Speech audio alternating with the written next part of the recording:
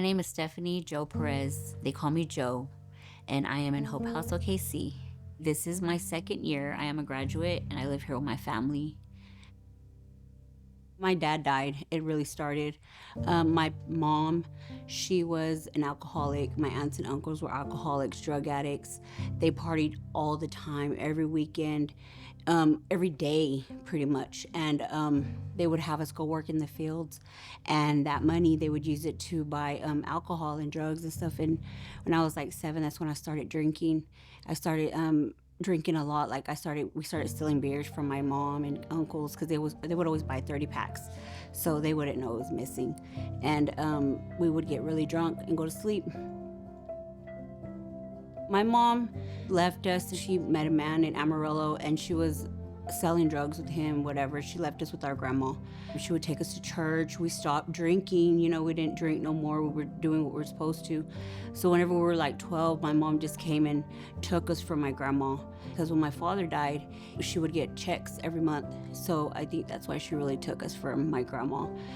She would give us money, and we would go buy weed and stuff with it. She would just give us money because she didn't want to deal with us, so we just started going to the streets. We got into a gang, me and my sister, and we were there all the time, like with our friends, our homeboys. We would never go home. We just started being bad.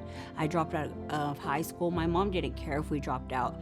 I started doing really hard drugs because I met my husband, and he used to do like crank, and he used to do cocaine. We used to do crank and cocaine all the time. It was just wild. Like, I was wild, really wild. My mom had left us in Texas, and she went to Colorado because she was on the run from the cops. And I remember she used to always tell me, if I go to jail, you're gonna take care of your brothers and sisters, and this is what you do. You write a check every month for rent.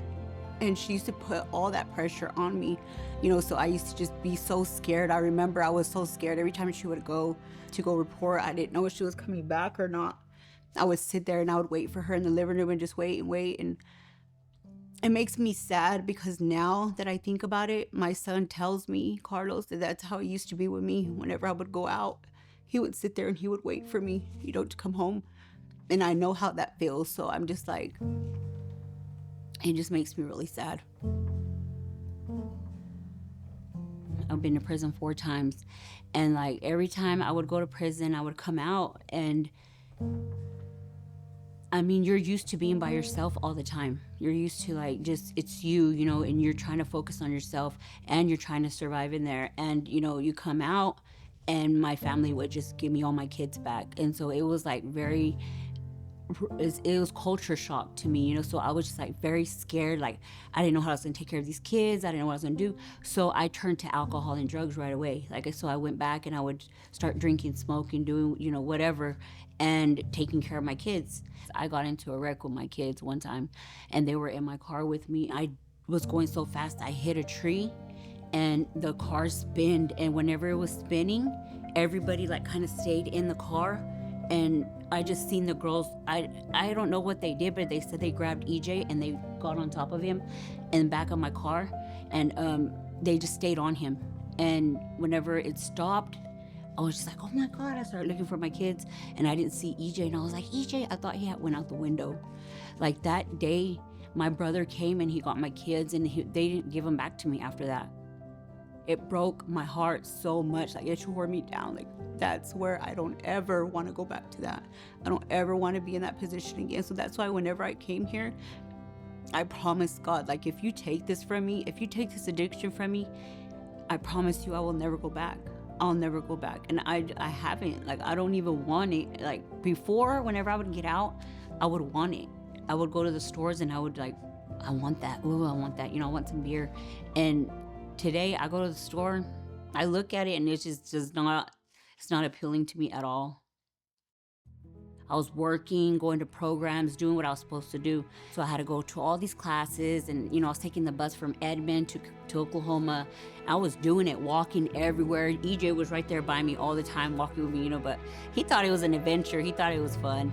So I remember my daughters Clarissa and Alyssa, they were living with my mom. My mom is a drug addict as well, so I knew I had to get them out of that environment. So I told Carlos, will you please bring my daughters to me? He brought them to me in the Oxford house, and they were like, well, you have until December the 5th to get out, or you got to find somewhere else to stay. You can't have all 3 of your kids here. So we were all in one room. So Hope House, whenever I came here, like, I knew I was gonna give my all. I knew I was gonna be open, and I knew I was ready for healing. I was ready for healing. And the classes that they give you are very raw. It healed me so much from so much trauma that I had in my life and so much hate and hurt that I had. I mean, I love Hope House because they held me accountable for everything that I did, and no matter what, they always include your children. All the time. Your children are always included. They help your children get counseling, things that they need. It's like a family to me. It's like a family. No matter what, like, I know them ladies, and I'm gonna always be in their lives. I text them every once in a while. There's ladies that have left, and I still text them, and check up on them and see how they're doing. And it's just a family that you get. Places like Hope House and Whitefields, like, all that helps. Like, it helps us. If there weren't places like this, what would we do? We would still be in addiction. There's people out there that really care about us. Like, Hope House really cares about me, really cares about my family. And if without y'all, where would we be?